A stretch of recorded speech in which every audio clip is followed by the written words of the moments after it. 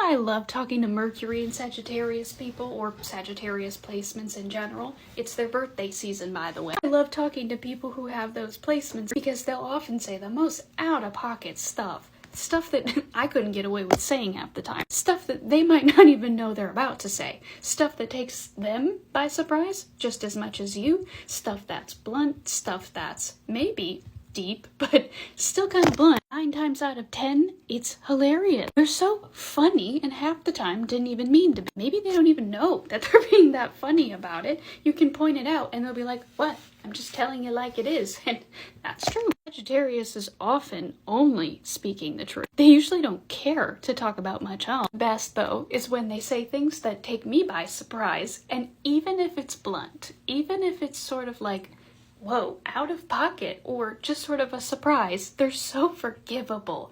Like, no matter what it is, you can forgive it immediately. You maybe could not with someone like Mercury in Capricorn, who could say the same thing, and it sounds, first of all, so serious. Second of all, they just wouldn't get away with it.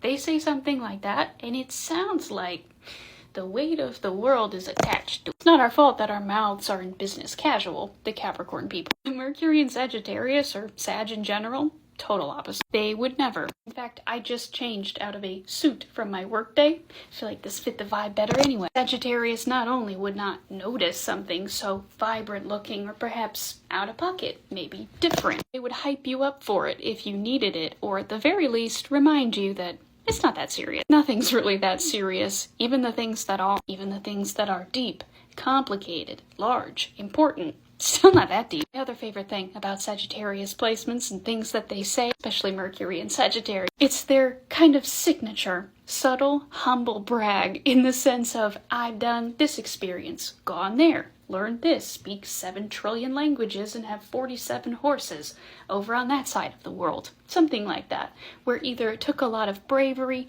confidence, time, study, knowledge, or just a lot of chutzpah to do all those things.